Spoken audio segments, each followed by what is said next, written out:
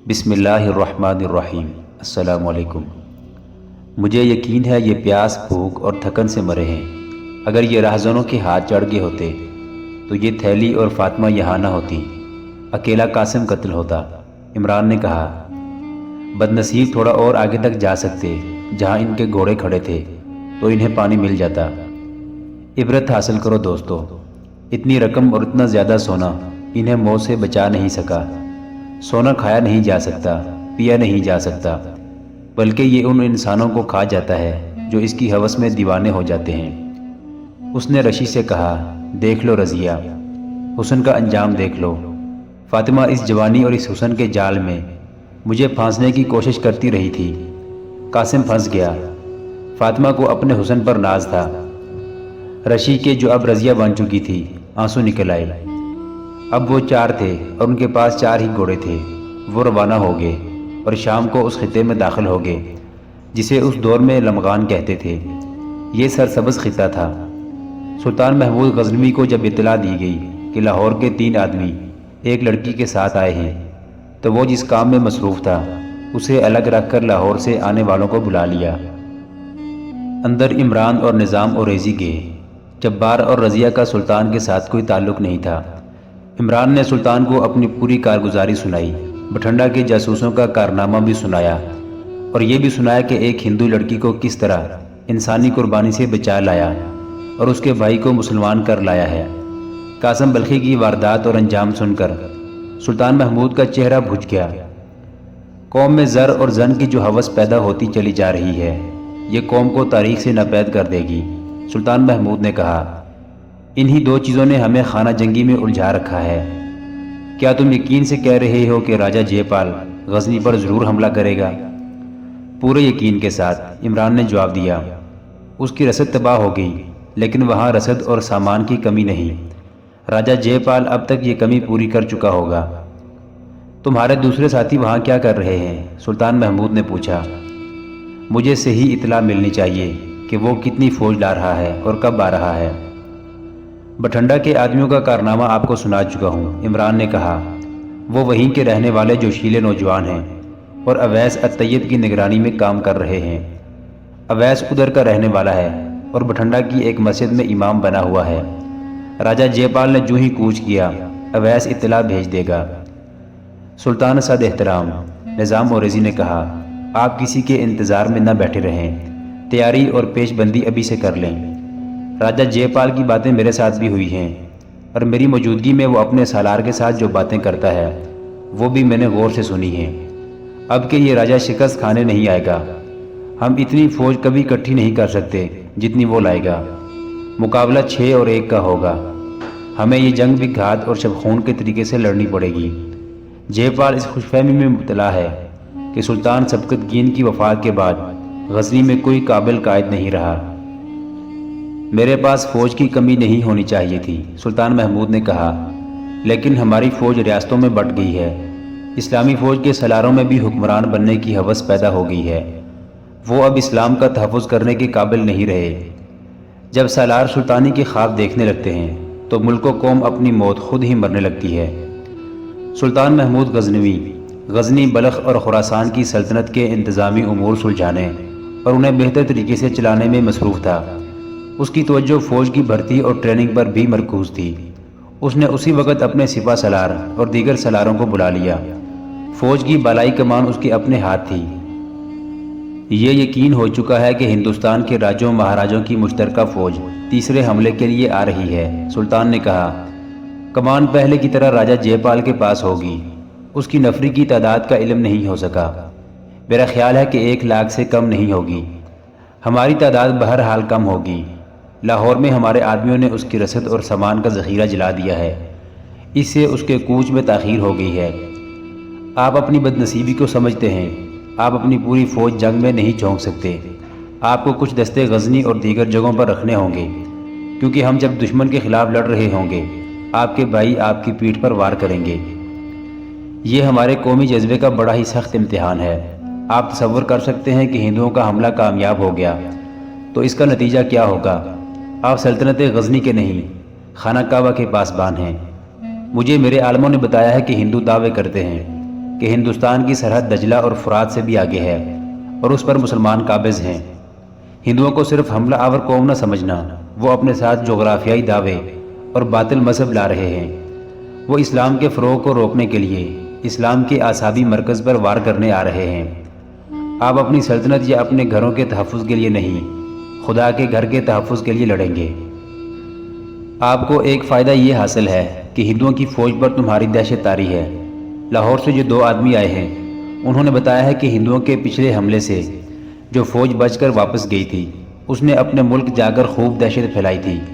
اس کا اثر نئی بھرتی پر بھی ہے۔ میں آپ کو دوسرا فائدہ یہ دینا چاہتا ہوں کہ آپ اپنی سلطنت سے دور دشمن کی ریاست کے قریب لڑیں اور میدان آپ کی مرضی اور آپ کی سہولت کا ہو۔ یہ میدان پشاور کی ریاست کے قریب ہوگا۔ ہم جیش گھات میں بٹھائیں گے۔ آپ کے پاس لمغان کے چند ایک قلعے ہیں، ہم انہیں دھوکے کے لیے استعمال کریں گے۔ راجہ جے پال ہاتھی بھی لائے گا۔ آپ جان چکے ہیں کہ ہاتھی جتنا خوفناک لگتا ہے اس میں اتنی ہی خوفناک کمزوریاں ہیں۔ ہم بھی ہاتھیوں کا دستہ استعمال کریں گے، لیکن یہ جوابی حملے میں استعمال ہوں گے جو دشمن کے عقب سے کریں گے۔ یہ آخری اور فیصلہ کن حملہ ہوگا۔ طریقہ وہی اختیار کریں کہ آمنے سامنے کے تصادم سے بچیں، دشمن کے پہلوؤں پر حملے کریں اور پہلوؤں کو ہی نکل جائیں۔ دشمن کے دستوں کو اپنے پیچھے گھسیٹ کر گھات تک لائیں۔ دشمن کو کمزور نہ سمجھیں اور اب یہ ذہن میں رکھ لیں کہ خدا نے اگر آپ کو فتح دی اور دشمن پسپا ہوا تو پشاور تک اس کا تعاقب کیا جائے گا اور پشاور کو اپنے قبضے میں لیا جائے گا۔ میں آپ کو ابھی اس زمین کا نقشہ دکھاؤں گا۔ اس سے پہلے آپ اپنے دل میں یہ حقیقت اور یہ جذبہ نقش کر لیں کہ آپ خدا کے عظیم مذہب کی بقا کے لیے لڑ رہے ہیں۔ یہ حق اور باطل کی جنگ ہے۔ ہمارے رسول صلی اللہ علیہ وسلم نے ان جنگوں کی ابتدا کی تھی۔ کہیں ایسا نہ ہو کہ ہم اپنے رسول مقبول صلی اللہ علیہ وسلم کی روایت مقدسہ کو ختم کر ڈالیں اور ہماری روحیں آنے والی نسلوں کے آگے شرمسار رہیں۔ ہمارا نعرہ ہوگا فتح یا موت۔ اس کے بعد سلطان محمود نے سب کے آگے نقشہ پھیلا کر جنگ کی تکنیکی ہدایات دینی شروع کر دیں۔ انہیں گھات اور شبخون کی جنگیں بتائیں۔ آخر میں حکم دیا کہ کل صبح صادق کے وقت فوج کوچ کر جائے گی اور پشاور کے قریبی پہاڑیوں میں جا ٹھہرے گی۔ دستوں کو ہر وقت تیاری کی حالت میں رکھنا ہوگا۔ محمد بن قاسم فرشتہ گردیزی اور عتمی کی تحریروں کے مطابق سلطان محمود غزنوی نے اگست 1001 عیسوی بمطابق شوال 391 ہجری میں غزنوی سے کوچ کیا۔ اس کی فوج 10,000 منتخب سواروں کی تھی۔ 50 کے لگ بھگ جنگی ہاتھی تھے جو راجہ جے پال کی فوج سے اس کے پہلے حملوں میں چھینے گئے تھے۔ پیادہ نفری بہت ہی کم تھی۔ سلطان کی مجبوری تھی کہ اسے پیادہ فوج اپنی سلطنت میں چھوڑنی پڑی تھی کیونکہ وہاں سلطانی کے ہوسکاروں کے حملے کا خطرہ تھا۔ اس کے علاوہ سلطان چونکہ گھوم پھر کر لڑنا چاہتا تھا اس لیے وہ سوار دستے ہی ساتھ لایا تھا۔ یہاں ایک وضاحت ضروری ہے۔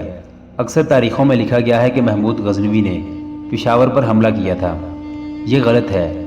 یہ ہندوستان میں لکھی ہوئی تاریخ ہے جس میں حقائق اور واقعات کو موڑ توڑ کر بیان کیا گیا ہے۔ تمام نامور مورخوں نے لکھا ہے کہ حملہ راجہ جے پال نے کیا تھا اور محمود غزنوی یہ حملہ روکنے کے لیے پہلے ہی اپنی سلطنت سے نکل آیا اور پشاور کے قریب جنگی پوزیشن میں خیمہ زن ہو گیا تھا۔ راجہ جے پال نے رسد اور سامان کی کمی چند دنوں میں پوری کر لی تھی۔ جلد حملہ کرنے کا تہیہ کیے ہوئے تھا۔ وہ اپنے جرنیلوں سے یہی کہتا پھر رہا تھا کہ وہ سبکتگین مر گیا ہے جس نے میرے حملے روک لیے تھے، اب میری راجدھانی غزنی ہوگی۔ اب اس نے ایک کنواری لڑکی کی قربانی بھی دی تھی۔ وہ کہتا تھا کہ اب دیوتا اس کے ساتھ جا رہے ہیں۔ اس کے باوجود اب دوسرے مہاراجوں نے اسے اتنی فوج نہیں دی تھی جو پہلے دی تھی۔ سامان بہت دے دیا تھا۔ راجہ جے پال نے لاہور سے کوچ کیا تو اس کی فوج کی تفصیل یہ تھی: 12,000 سوار، 30,000 پیادہ اور 300 جنگی ہاتھی۔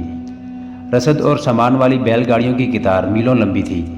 جے پال فیصلہ کن جنگ لڑنے کے لیے سال بھر کی رسد ساتھ لے جا رہا تھا۔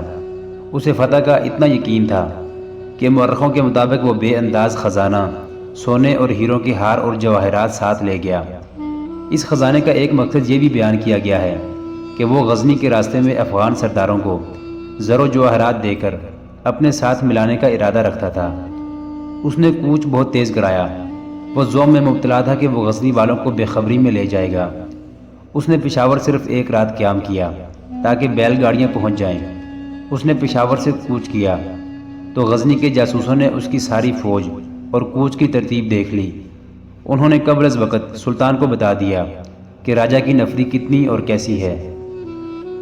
راجہ جے پال کو پشاور سے نکلتے ہی پتہ چل گیا کہ سلطان محمود پہاڑیوں میں خیمہ زن ہے۔ اسے یقین نہیں آ رہا تھا، لیکن وہ چوکس ہو گیا۔ اس نے پشاور اور پہاڑی سلسلے کے درمیان پڑاؤ کا حکم دے دیا تاکہ آگے کوئی اطلاع حاصل کر سکے۔ رات کو اس نے دیکھ بھال کے لیے ایک جیش بھیجا، مگر وہ واپس نہ آ سکا۔ غزنی والوں نے راجہ جے پال کے ساتھ حساب کتاب کھول لیا تھا۔ صبح ابھی تاریک تھی جب جے پال کی فوج کی خیمہ گاہ کے ایک کونے پر غزنی کے سواروں نے شب خون مارا اور افراتفری پیدا کر گئے۔ ہندوؤں کا جانی نقصان بھی ہوا۔ جے پال نے تیاری کا حکم دے دیا۔ صبح طلوع ہوئی تو اسے غزنی کی فوج کے 2-4 دستے نظر آئے جو سامنے کھڑے تھے۔ جے پال نے حملے کا حکم دے دیا۔ غزنی کے یہ سوار دستے آگے آ کر پھیل گئے۔ ہندوؤں نے ہاتھیوں کو آگے کر رکھا تھا۔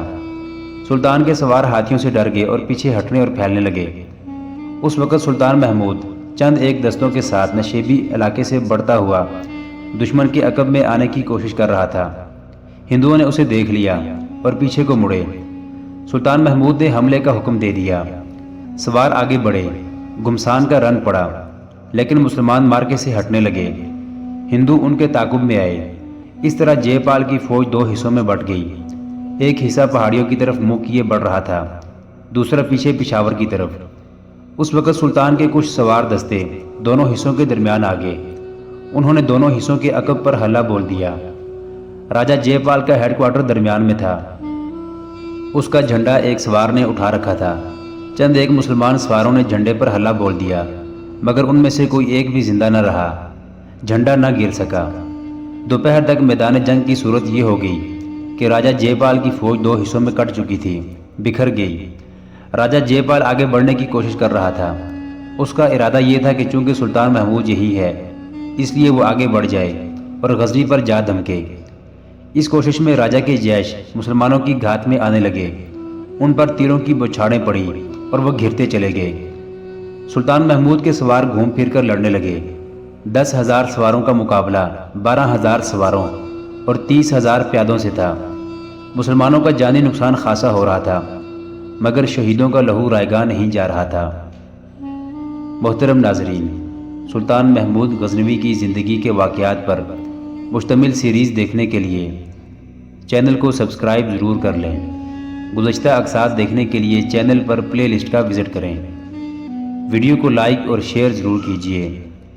کمنٹ باکس میں اسلام زندہ باد ضرور ٹائپ کریں۔ اللہ آپ کا حامی و ناصر ہو۔